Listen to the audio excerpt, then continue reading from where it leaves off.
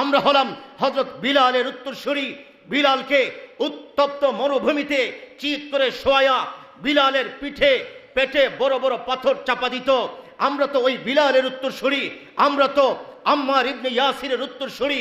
আম্মার ইবনে ইয়াসিরকে প্রজ্বলিত আঙ্গারে, আম্মার ইবনে ইয়াসিরকে তারা আঙ্গারে রাখত, আর আম্মারের শরীর থেকে চর্বি পড়ে আগুন নিভে যেত। এমন কঠিন অবস্থা হয়েছিল।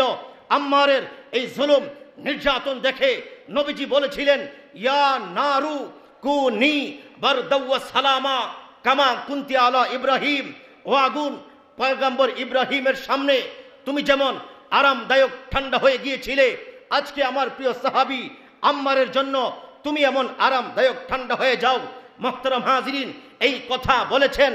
এরপরও আমাদের আকাবির, আমাদের আসলাফ বাতিলের সামনে মাথা নত করেন নাই। সুতরাং আমরাও তাদের সাথে সুর মিলিয়ে আমরাও বলতে চাই, আমাদের আকাবির আসলাফদের মতো জীবনের শেষ রক্তবিন্দু দেওয়া হলো দ্বীনের জন্য, ইসলামের জন্য জিহাদ করে যাব। এরপরও বাতিলের সামনে, তাগুতের সামনে কখনো মাথা নত করব না। কথা বলুন ঠিক কিনা? মুহতারাম হাজিরিন, এরপর চতুর্দিকে জুলুম নির্যাতন চলতেছে।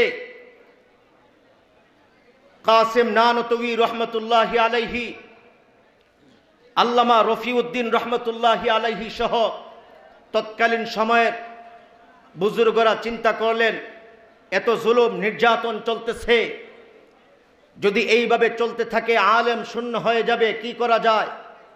গভীর চিন্তা করলেন, একটা মাদ্রাসা প্রতিষ্ঠা করতে হবে এবং এই মাদ্রাসায় সঠিক কোরআন হাদিসের চর্চা হবে, কোরআন হাদিস শেখানো হবে।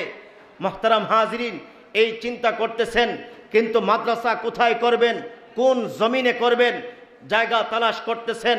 আল্লাহু আকবার। এক পর্যায়ে আল্লামা রফিউদ্দিন রহমতুল্লাহি আলাইহি উনি শুয়ে পড়েন আর স্বপ্নে দেখেন সরকারে দু আলম রসুল করিম সাল্লাল্লাহু আলাইহি ওয়াসাল্লাম উপস্থিত। নবীজি দেওবন্দের সাত্তা মসজিদের পাশে একটা ডালিম গাছের পাশে লাঠি দিয়া রেখা টানলেন আর বললেন, ওই জায়গায় মাদ্রাসা তোমরা প্রতিষ্ঠা করো।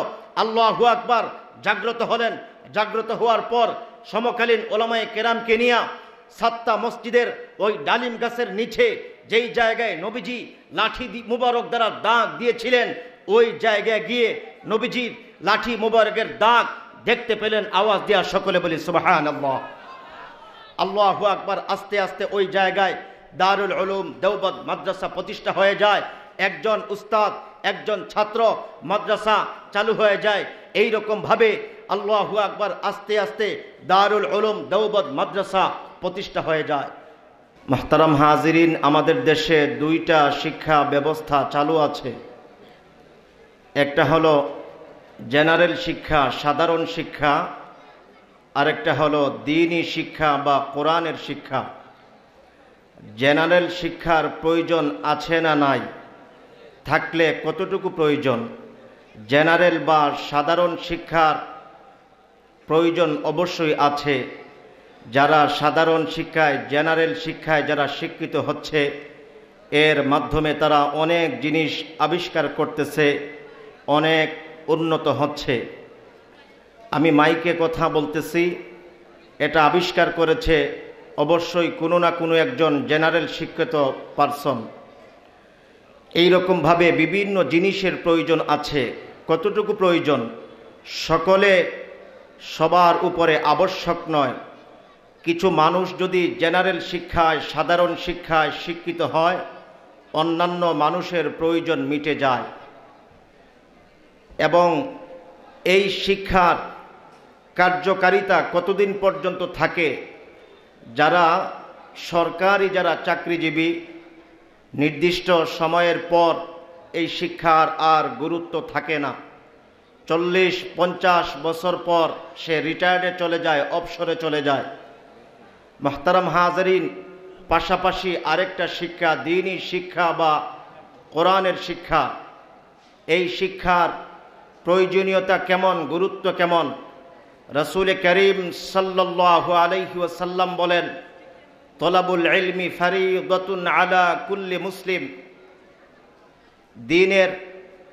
দ্বীনি ইলম অন্বেষণ করা সমস্ত মুসলমান নারী পুরুষ সকলের উপরে ফরজ। মুহতারাম হাজিরিন, কতটুকু ফরজ?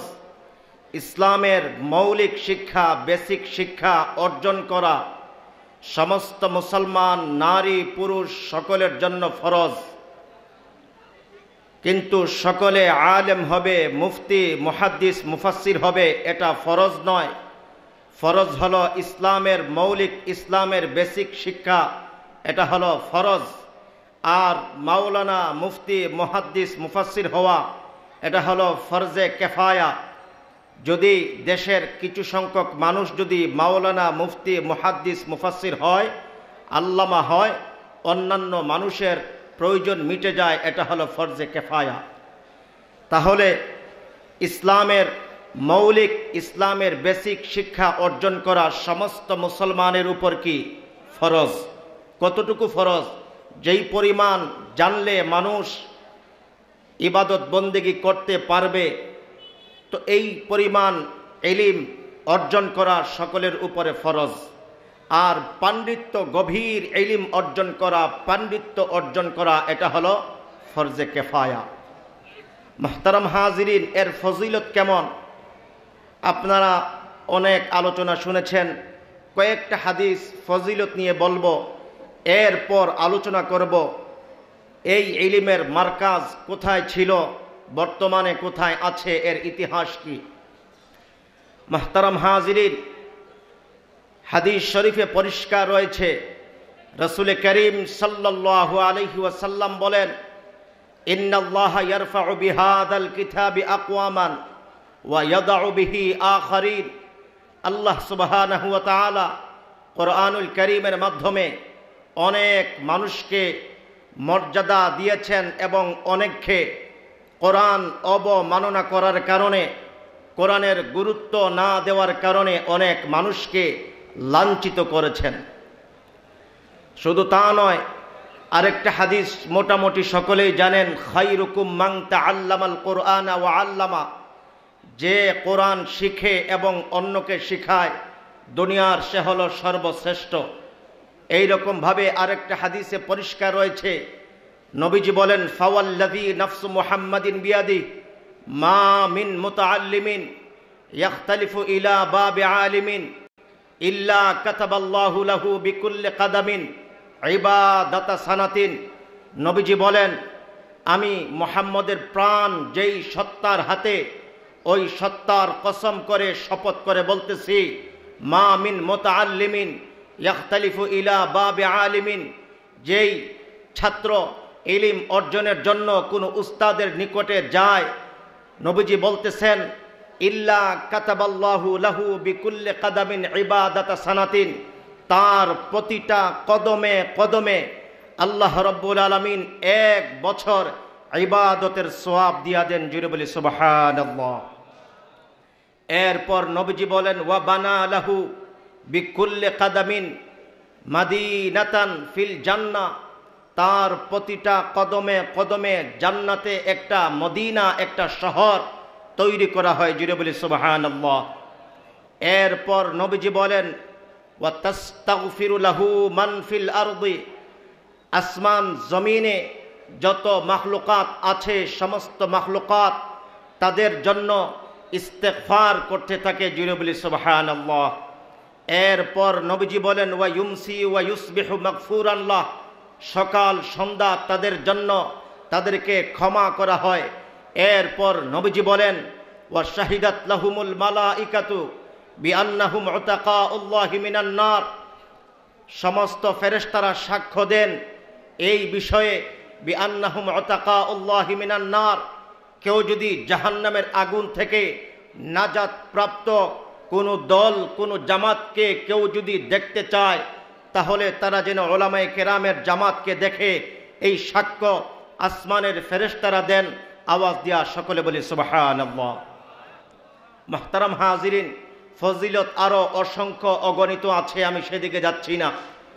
এই ইলমের মারকাজ কোথায় ছিল, কোথায় গিয়েছে, বর্তমানে কোথায় আছে, এই ইলমের মার্কাজ সর্বপ্রথম ছিল মক্কাতুল মুকাররমায়, এরপর চলে যায় মদিনায়, এরপর মদিনা থেকে বাগদাদ, বাগদাদ থেকে স্পেন, স্পেনের বুখারা সমরকন্দ এলাকায়, এরপর আফগানিস্তান, এরপর দিল্লিতে, সর্বশেষ দিল্লি থেকে ভারতের দারুল উলুম দেওবন্দে ইলমের মার্কাজ, ইলমের সেন্টার হয় দারুল উলুম দেওবন্দ, এবং বর্তমানে দারুল উলুম দেওবন্দ হলো ইলমের মার্কাজ। আওয়াজ দেয়া সকলে বলি সুবহানাল্লাহ। মুহতারাম হাজিরিন,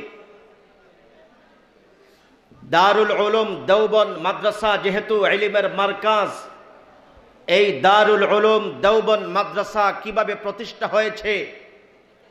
এই দারুল উলুম দেওবন্দ মাদ্রাসা প্রতিষ্ঠার পিছনে রক্তাক্ত ইতিহাস রয়েছে।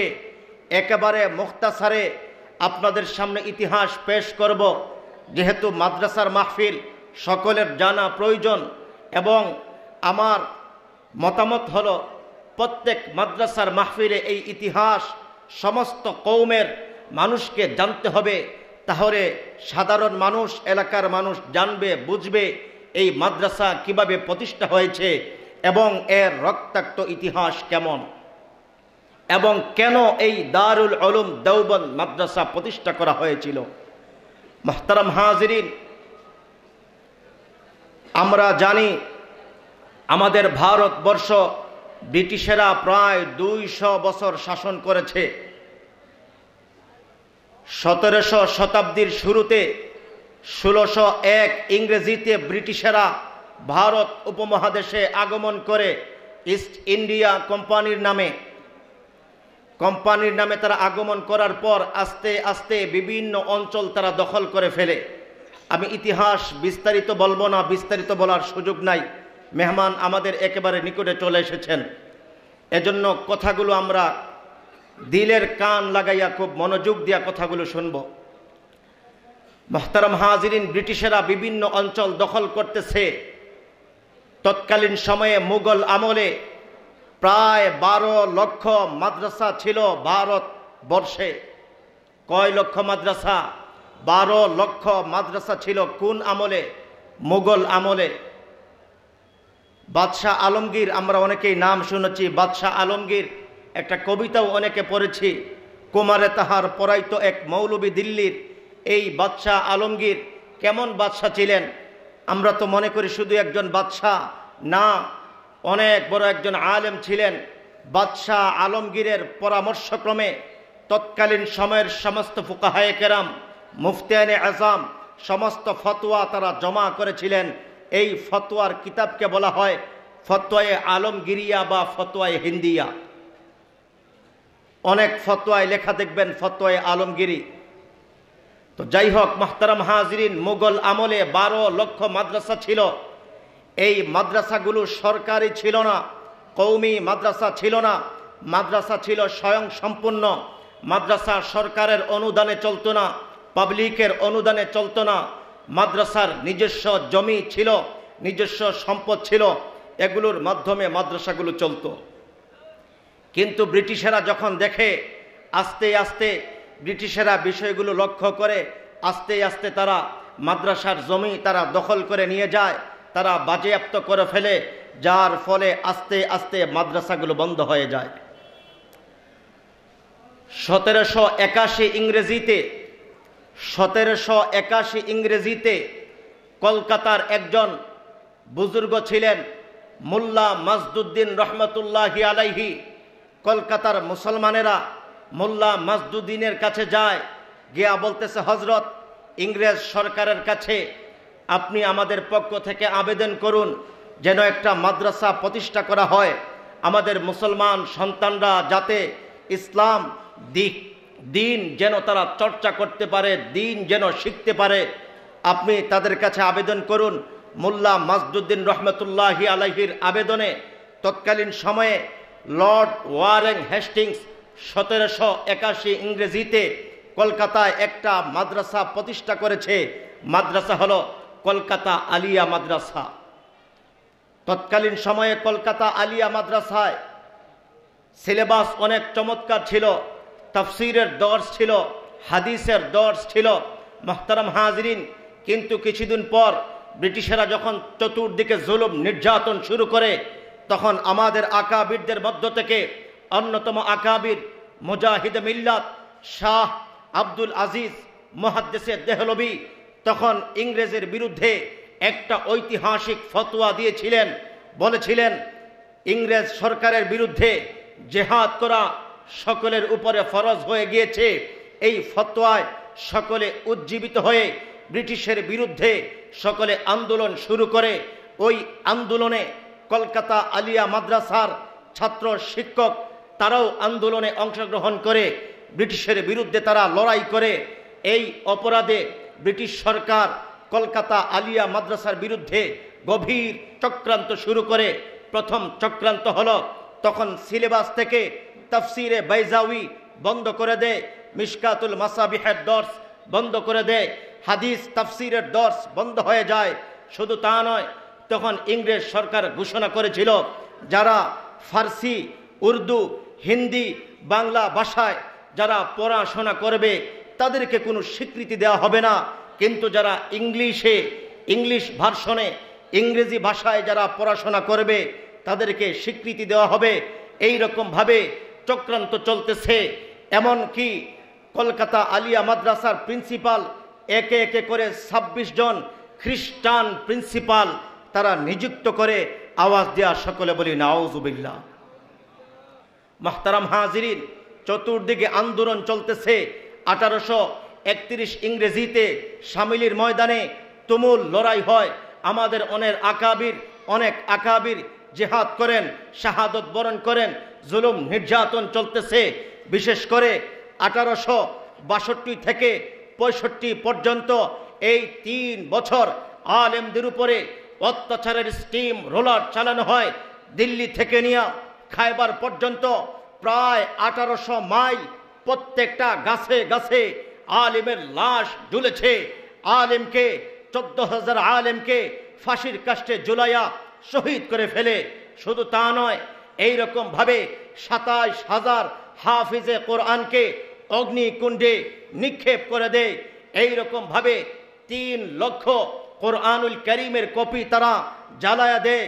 এইরকম ভাবে দিল্লির শাহী মসজিদের সামনে 10টা ফাঁসির মঞ্চ ছিল। প্রতিদিন 10 জন আলেমকে ওই ফাঁসির মঞ্চে ফাঁসি দেওয়া হতো। মুহতারাম হাজিরিন, শুধু তা নয়, ইতিহাস এখনো আছে। ইতিহাস তালাশ করলে দেখবেন ইংরেজ একজন মুয়াররিখ ঐতিহাসিক যার নাম হলো থমাস, সে বলতেছে, আমি দিল্লির শাহী মসজিদের পাশে মানুষের লাশ পুরার গন্ধ আমার নাকে আসে। আমি গেলাম, যে অবাক হয়ে যাই, বিশাল বড় একটা কড়াই, এইরকম ভাবে 7টা কড়াই আমি দেখতে পাই। এমন বিশাল বড় বড় কড়াই, এক একটা কড়াইয়ে 10 মণ তেল প্রজ্বলিত করা হচ্ছিল, তেল জ্বালানো হচ্ছিল, টকবক টকবক করে তেল উতলাচ্ছে। ওই 10টা এই বিশাল বড় বড় কড়াইয়ে 40 জন আলেমকে উলঙ্গ করে ওই কড়াইয়ের মধ্যে নিক্ষেপ করে শহীদ করে দেয়। আওয়াজ দিয়ে বলি নাউজুবিল্লাহ। মুহতারাম হাজিরিন, জুলুম এখানে শেষ নয়। এরপর আরো 40 জন আলেম, এমন 40 জন আলেম যাদের বয়স 70-এর উপরে, তাদের মধ্যে একজন আলেম ছিলেন যার বয়স ছিল প্রায় 85 বছর। জামিয়া রহিমিয়া মাদ্রাসার একজন প্রবীণ সিনিয়র একজন মুহাদ্দিস ছিলেন। ওনাকে উলঙ্গ করে বন্দুক দিয়া ওনার পায়ের হাঁটুতে চরমভাবে তারা আঘাত করে বেহুশ হয়ে জমিনে পড়ে যান। এরপর বাকি 39 জন আলেমকে বলতেছে, শোনো, ইতিপূর্বে 40 জন আলেমকে আমরা অগ্নিকুণ্ডে নিক্ষেপ করেছি। তোমরা বলো ব্রিটিশের বিরুদ্ধে কোনো জিহাদ করবে না, তোমরা বলো ব্রিটিশের পক্ষে আছো, ব্রিটিশের সামনে মাথা নত করবে, তাহলে তোমাদেরকে ছেড়ে দেওয়া হবে। আল্লাহর কসম, আমাদের আকাবির ওই সময়ে 40 জন আলেম বাতিলের সামনে মাথা নত করেন নাই। তারা বলেছেন, হে ইংরেজের গোষ্ঠী, ইংরেজের বাহিনী, শোনো, আমরা হলাম হযরত বিলালের উত্তরসূরি। বিলালকে উত্তপ্ত মরুভূমিতে চিৎ করে শোয়া বিলালের পেটে বড় বড় পাথর চাপা দিত। আমরা তো ওই বিলালের উত্তরসূরি, আমরা তো আম্মার ইবনে ইয়াসিরের উত্তরসূরি আম্মার ইবনে ইয়াসিরকে প্রজ্বলিত আঙ্গারে আম্মার ইবনে ইয়াসিরকে তারা আঙ্গারে রাখত, আর আম্মারের শরীর থেকে চর্বি পড়ে আগুন নিভে যেত। এমন কঠিন অবস্থা হয়েছিল। আম্মারের এই জুলুম নির্যাতন দেখে নবীজি বলেছিলেন, ইয়া নারু কুনি বারদাও ওয়া সালামা কামা কুনতি আলা ইব্রাহিম। ও আগুন, পয়গম্বর ইব্রাহিমের সামনে তুমি যেমন আরামদায়ক ঠান্ডা হয়ে গিয়েছিলে, আজকে আমার প্রিয় সাহাবী আম্মারের জন্য তুমি এমন আরামদায়ক ঠান্ডা হয়ে যাও। মুহতারাম হাজিরিন, এই কথা বলেছেন। এরপরও আমাদের আকাবির, আমাদের আসলাফ বাতিলের সামনে মাথা নত করেন নাই। সুতরাং আমরাও তাদের সাথে সুর মিলিয়ে আমরাও বলতে চাই, আমাদের আকাবির আসলাফদের মতো জীবনের শেষ রক্তবিন্দু দিয়া হলেও দ্বীনের জন্য, ইসলামের জন্য জিহাদ করে যাব। এরপরও বাতিলের সামনে, তাগুতের সামনে কখনো মাথা নত করব না। কথা বলুন ঠিক কিনা? মুহতারাম হাজিরিন, এরপর চতুর্দিকে জুলুম নির্যাতন চলতেছে। কাসেম নানতবী রহমতুল্লাহি আলাইহি, আল্লামা রফিউদ্দিন রহমতুল্লাহি আলাইহি সহ তৎকালীন সময়ের বুজুর্গরা চিন্তা করলেন, এত জুলুম নির্যাতন চলতেছে, যদি এইভাবে চলতে থাকে আলেম শূন্য হয়ে যাবে, কি করা যায়? গভীর চিন্তা করলেন, একটা মাদ্রাসা প্রতিষ্ঠা করতে হবে এবং এই মাদ্রাসায় সঠিক কোরআন হাদিসের চর্চা হবে, কোরআন হাদিস শেখানো হবে। মুহতারাম হাজিরিন, এই চিন্তা করতেছেন, কিন্তু মাদ্রাসা কোথায় করবেন, কোন জমিনে করবেন, জায়গা তালাশ করতেছেন। আল্লাহু আকবার। এক পর্যায়ে আল্লামা রফিউদ্দিন রহমতুল্লাহি আলাইহি উনি শুয়ে পড়েন আর স্বপ্নে দেখেন সরকারে দু আলম রসুল করিম সাল্লাল্লাহু আলাইহি ওয়াসাল্লাম উপস্থিত। নবীজি দেওবন্দের সাত্তা মসজিদের পাশে একটা ডালিম গাছের পাশে লাঠি দিয়া রেখা টানলেন আর বললেন, ওই জায়গায় মাদ্রাসা তোমরা প্রতিষ্ঠা করো। আল্লাহু আকবার। জাগ্রত হলেন। জাগ্রত হওয়ার পর সমকালীন ওলামায়ে কেরামকে নিয়ে সাত্তা মসজিদের ওই ডালিম গাছের নিচে যেই জায়গায় নবীজি লাঠি মুবারক দ্বারা দাগ দিয়েছিলেন, ওই জায়গায় গিয়ে নবীজির লাঠি মুবারকের দাগ দেখতে পেলেন। আওয়াজ দিয়া সকলে বলি সুবহানাল্লাহ। আল্লাহু আকবার। আস্তে আস্তে ওই জায়গায় দারুল উলুম দেওবন্দ মাদ্রাসা প্রতিষ্ঠা হয়ে যায়। একজন উস্তাদ, একজন ছাত্র, মাদ্রাসা চালু হয়ে যায়। এই রকম ভাবে আল্লাহু আকবার আস্তে আস্তে দারুল উলুম দেওবন্দ মাদ্রাসা প্রতিষ্ঠা হয়ে যায়। মুহতারাম হাজিরিন, বর্তমানে অনেকে বলে ইসলাম এবং মুক্তিযুদ্ধের চেতনা এক নয়, এইরকম বলে কি বলে না? এইরকম বলে। কিছুদিন পূর্বে একজন নায়ক, একজন কুলাঙ্গার, একজন নাস্তিক বলেছে ইসলামের জন্য এই দেশ স্বাধীন করা হয় নাই। জুড়ে বলি নাউজুবিল্লাহ। অথচ মুহতারাম হাজিরিন, এই ইতিহাস আমরা শুনলাম। আমাদের আকাবির, আমাদের আসলাফগণ ব্রিটিশের বিরুদ্ধে জীবনের শেষ রক্তবিন্দু দিয়ে জিহাদ করেছেন, লড়াই করেছেন। মুহতারাম হাজিরিন, তারা সংগ্রাম করে ভারত স্বাধীন করেছেন। যদি ভারত স্বাধীন না হতো, পাকিস্তান 1947-এ পাকিস্তান স্বাধীন হতো না। পাকিস্তান স্বাধীন না হলে 1971-এ বাংলাদেশ স্বাধীন হতো না। তাহলে বোঝা গেল বাংলাদেশ স্বাধীন হওয়ার পিছনে আমাদের আকাবির আসলাফদের অবদান রয়েছে। মুহতারাম হাজিরিন, শুধু তা নয়, 1970-এর নির্বাচনকে কেন্দ্র করে 1971-এর সংগ্রাম হয়েছিল। 1970-এর নির্বাচনের নির্বাচনী ইশতেহার ছিল। বঙ্গবন্ধু শেখ মুজিবুর রহমান বলেছিলেন, আমরা যদি জয় অর্জন করি তাহলে কোরআন সুন্নাহ বিরোধী কোনো আইন বাংলাদেশে হবে না। এটা ছিল নির্বাচনী ইশতেহার।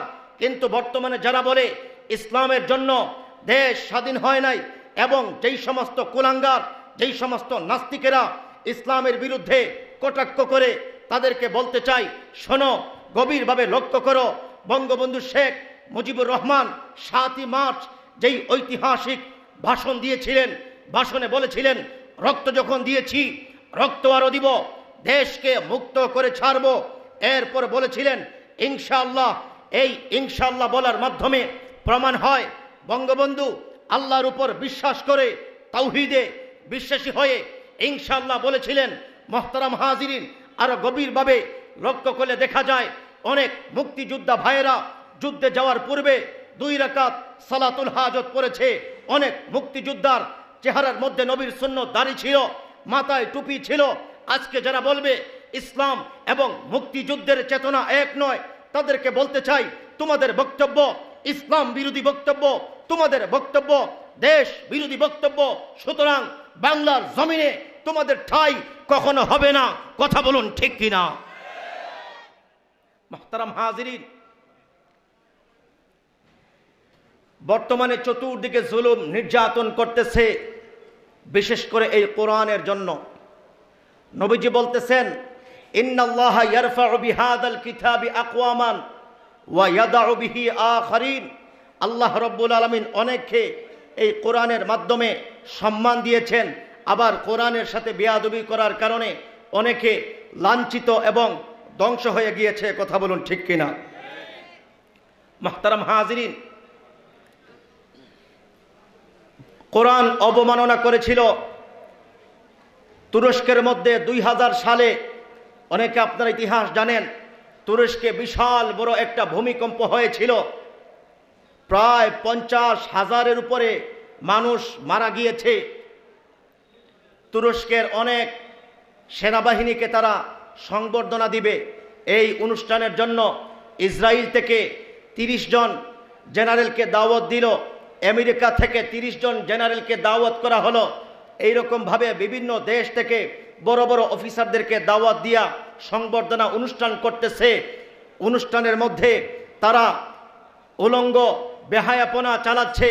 অনেক নর্তকী ড্যান্সারকে নিয়ে এসেছে, তারা বেহায়াপনা উলঙ্গপনা ছড়াচ্ছে, তারা অশ্লীল পোশাক পরে নৃত্য পরিবেশন করতেছে। এমন সময়ে তুরস্কের একজন জেনারেল অফিসার বলতেছে তাদের ক্যাপ্টেনকে, হে ক্যাপ্টেন শোনো, তুমি কোরআনুল কারীম নিয়ে আসো। ক্যাপ্টেন ভয়ে কাঁপতেছে, এই মজলিসে কোরআন নিয়ে আসবো যেখানে গান বাজনা চলতেছে, মদ চলতেছে, এখানে কোরআন কি করবে? এখানে তো কোরআনকে তারা অপমানিত করবে। কোরআন নিয়ে আসলো, যেহেতু তার বড় অফিসার আদেশ করেছে, কোরআনুল কারীম নিয়ে আসলো। এবার একজন সেকুলার জেনারেল অফিসার বলতেছে, শোনো, ওই আয়াত বের করো যেই আয়াতে তোমাদের রব বলেছেন, ইন্না নাহনু নাজ্জালনা যিকরা ওয়া ইন্না লাহু লাহাফিজুন। আমি নিশ্চয়ই কোরআনুল কারীম নাজিল করেছি এবং এর হেফাজত আমি আল্লাহ করব। ওই আয়াত কোথায়? আয়াত বের করো। এবার আয়াত বের করা হলো। সকলের সামনে কোরআনুল কারীমের ওই আয়াত ছিঁড়ে কোরআনুল কারীম অবমাননা করলো। কোরআনের বিভিন্ন পৃষ্ঠা নর্তকী নায়িকাদের পায়ের নিচে দিল। সাথে সাথে ক্যাপ্টেন দৌড় দিয়া এখান থেকে চলে যায়। ক্যাপ্টেন বলতেছে, আমার ভয় লাগতেছে, কখন জানি আল্লাহর গজব চলে আসে। আল্লাহর কসম, মুহূর্তের মধ্যে কঠিন ভূমিকম্প শুরু হয়। এমন ভূমিকম্প 2000 সনে হয়েছিল, প্রায় 50,000 মানুষ একেবারে ধ্বংস হয়ে যায় কোরআন অবমাননার কারণে। কথা বলুন ঠিক কিনা? মুহতারাম হাজিরিন, শুধু তা নয়, তুরস্কের একজন নাস্তিক যার নাম ছিল কামাল আতাতুর্ক, কামাল পাশা, ইসলাম নিয়ে কোরআন নিয়ে অনেক চক্রান্ত করেছে। প্রকাশ্যে আজান দেওয়া নিষেধ করেছিল। একবার একজন মুয়াজ্জিন আজান দেয়, আজানের আওয়াজে তার ঘুম ভেঙে যায়। সে বলতেছে, কোন মুয়াজ্জিন আজান দিয়ে আমার ঘুম ভাঙালো? মুয়াজ্জিনকে নিয়ে আসো। মুয়াজ্জিনকে নিয়ে আসা হলো। সকলের সামনে মুয়াজ্জিনকে জবাই করা হলো। মুহতারাম হাজিরিন, শুধু তা নয়, হিজাব বুরকা নিষিদ্ধ করে দিল। এইরকম ভাবে ইসলামের বিরুদ্ধে কঠিন চক্রান্ত ষড়যন্ত্র করতেছে। কিন্তু ইতিহাস আপনারা গিয়ে দেখবেন কামাল পাশার কি অবস্থা হয়েছিল। মৃত্যুর সময়ে কঠিন রোগ হয়ে যায়। কঠিন রোগ, এমন রোগ শরীরে চিৎকার করতেছে। পৃথিবীর অনেক বড় বড় চিকিৎসক এসে সুস্থ করতে পারতেছে না। চিৎকার করে, তার চিৎকারে মানুষ বিরক্ত হয়ে তাকে একটা স্টিমারের মধ্যে নিয়ে যায়। মুহতারাম হাজিরিন, মৃত্যুর পূর্বে তার নাক, কান থেকে, মুখ থেকে এক ধরনের পোকা বের হয়ে তাকে কামড় দিয়া এই পৃথিবী থেকে তাকে নিঃশেষ করে দেয়। আওয়াজ দিয়া সকলে বলি আল্লাহু আকবার। মুহতারাম হাজিরিন, তো কোরআনকে যারা, কোরআনের সাথে যারা দুশ্মনী করবে এই জমিনে তারা কখনো টিকতে পারবে না। কথা বলুন ঠিক কিনা? বলতে পারেন হুজুর, কত বড় বড় জালিমকে দেখতেছি বছরের পর বছর জুলুম নির্যাতন করতেছে, এই জালিমের পতন কখন হবে? মুহতারাম হাজিরিন, টেনশন করবেন না, চিন্তা করবেন না, কেননা কোরআনুল কারীমে পরিষ্কার রয়েছে মুসলমান যখন জুলুম নির্যাতনের শিকার হয়, জুলুম নির্যাতনের শিকার হয়ে মুসলমানদের পিঠ যখন দেয়ালে ঠেকে যায়, মুসলমান যখন কান্না করে, আর মুসলমান যখন বলে মাতা নাসরুল্লাহ, মাতা নাসরুল্লাহ, আল্লাহর নুসরত, আল্লাহর সাহায্য কখন আসবে? আল্লাহ বলতেছেন শোনো শোনো, আলা ইন্না নাসরাল্লাহি করিব, আল্লাহর সাহায্য অতি নিকটে। সুতরাং তোমরা কখনো পেরেশান হবে না, তোমরা কখনো চিন্তা করবে না। জালিমের পতন হবে। আল্লাহ রব্বুল আলামিন কখনো জালিমের পক্ষে নন, আল্লাহ হলেন মাজলুমের পক্ষে। সুতরাং আমরাও জালিমের বিপক্ষে, মাজলুমের পক্ষে। কথা বলুন ঠিক কিনা? মুহতারাম হাজিরিন, বলতে পারেন হুজুর চতুর্দিকে জুলুম নির্যাতন চলতেছে। মুহতারাম হাজিরিন, এই জুলুম নির্যাতন চলবে, আমাদেরকে সতর্ক হতে হবে।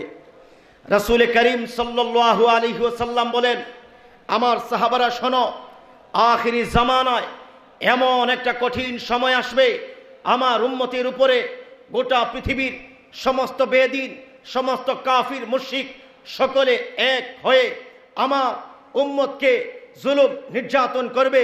মুসলমান একেবারে নির্যাতিত হয়ে যাবে।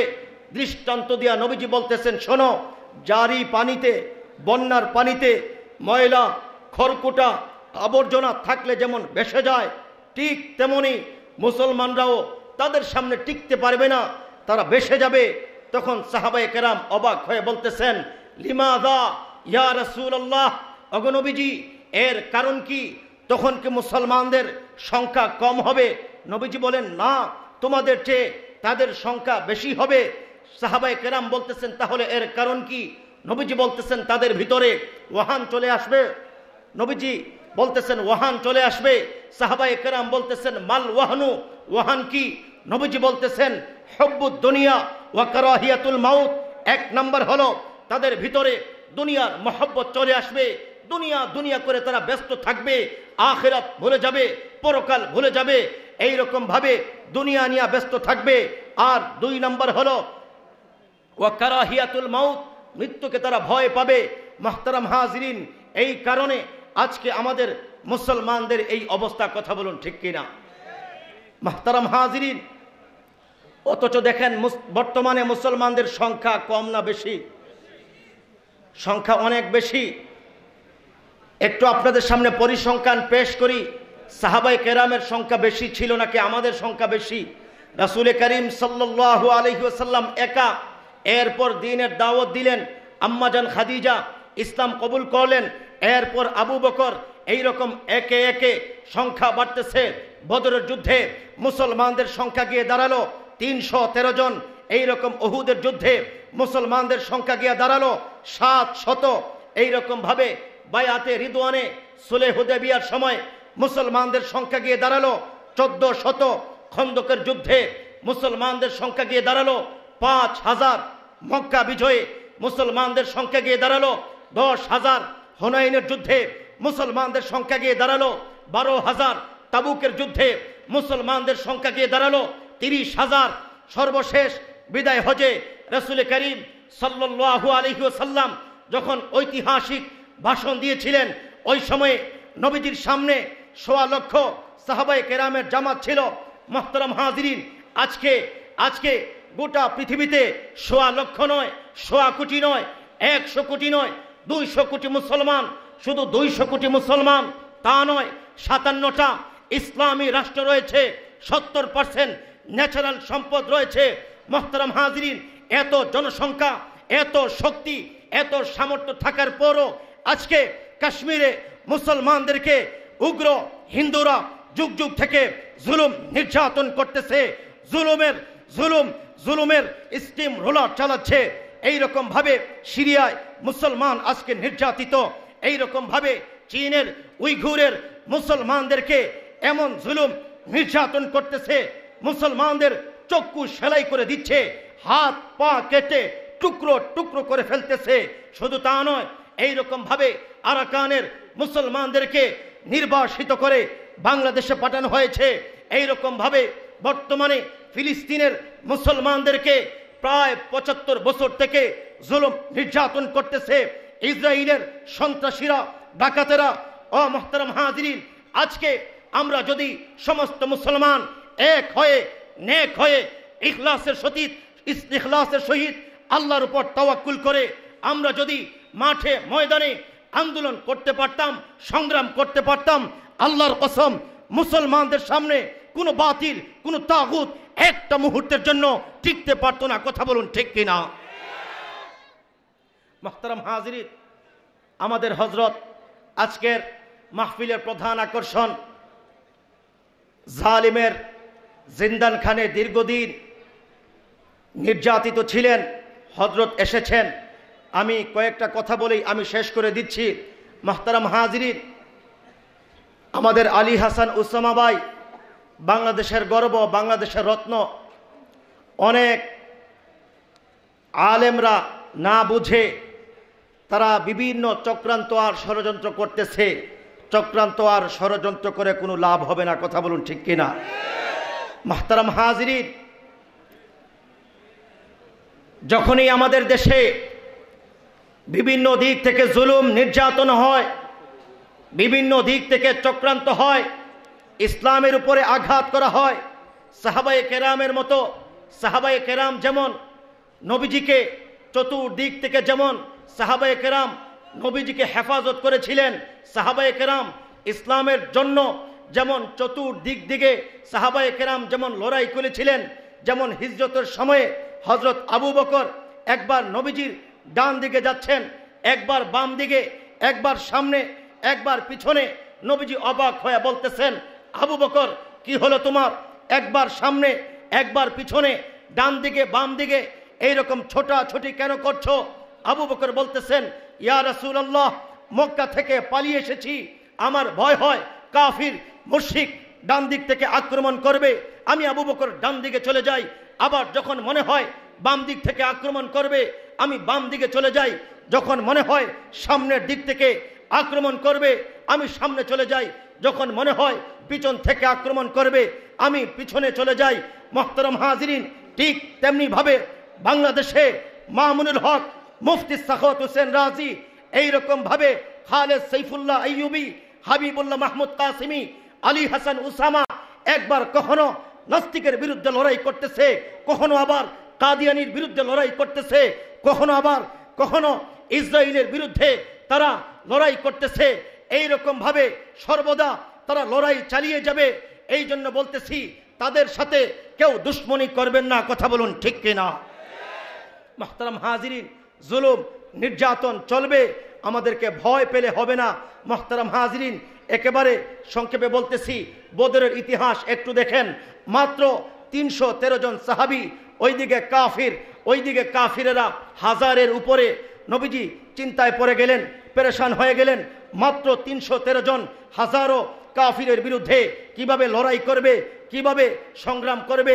আজকে যদি মুসলমান যদি পরাজিত হয়ে যায়, তাহলে তো ইসলাম এখানে শেষ হয়ে যাবে। কালকে এই জমিনে ইসলামের নাম নেওয়ার মতো কাউকে খুঁজে পাওয়া যাবে না। নবীজি পেরেশান হয়ে সিজদায় পড়ে গেলেন, কান্না করতেছেন আর বলতেছেন, ইয়া আল্লাহ, ইন তাহলিক হাযিহিল ইসাবা মিন আহলিল ইসলাম লা তু'বাদু ফিল আরদি। আল্লাহ তাআলা, আজকে যদি আমার সাহাবারা আজকে যদি হালাক হয়ে যায়, আজকে যদি ধ্বংস হয়ে যায়, কালকে এই জমিনে তোমার নাম নেয়ার মতো কাউকে খুঁজে পাওয়া যাবে না। আল্লাহ, এই দ্বীনের জন্য আমি রক্তে রঞ্জিত হয়েছি, আমার চেহারায় পেরেক মেরা হয়েছে, আমাকে জখম করা হয়েছে, আমাকে আমার পিঠে উটের নারী ভুরি রাখা হয়েছে, আমার গলায় রশি লাগায়া এক প্রান্ত থেকে অপর প্রান্তে টানা হেঁচড়া করা হয়েছে, আমাকে ৩ বছর গৃহবন্দী করা হয়েছে। আল্লাহ, মুসলমানকে সাহায্য করো। আল্লাহু আকবার। আল্লাহর পক্ষ থেকে নুসরত এসেছে, আল্লাহ রব্বুল আলামিন ফেরেশতাদেরকে পাঠালেন, ফেরেশতারা জমিনে আসলেন, কিন্তু ফেরেশতারা তো কখনো মারামারি করেন নাই। কিভাবে আঘাত করবেন আল্লাহ বলে দিলেন, ফাদরিবু ফাওকাল আনাক, ওই সমস্ত কাফির মুশরিকদের গর্দানে আঘাত করো। আল্লাহু আকবার। ফেরেশতারা কাফির মুশরিকদের গর্দানে আঘাত করলেন, মুশরিক পরাজিত হয়ে যায়, মুসলমানদের বিজয় হয়। মুহতারাম হাজিরিন, আজকে যদি আমরা সকলে আল্লাহর উপর তাওয়াক্কুল করে বদরি সাহাবায়ে কেরামের মতো ইখলাস তাওয়াক্কুল নিয়ে আমরা যদি মাঠে ময়দানে কাজ করতে পারি, আল্লাহর কসম ইসলামের বিজয় হবে, ইসলামের বিজয় হবে, ইসলামের বিজয় হবে। কথা বলুন ঠিক কিনা? মুহতারাম হাজিরিন, কথা আর লম্বা করার সুযোগ নাই, মেহমান চলে এসেছেন। আগামীতে যদি কখনো সুযোগ হয় ইনশাআল্লাহ আলোচনা করব। মুহতারাম হাজিরিন, শুরু থেকে নিয়ে এই পর্যন্ত আমরা যা আলোচনা শুনলাম, আল্লাহ রব্বুল আলামিন আমাদের সকলকে কথাগুলো বোঝার এবং আমল করার তৌফিক দান করুন। সকলে বলি আমিন। ওয়া আখিরু দাওয়ানা আনিল হামদুলিল্লাহি রাব্বিল আলামিন।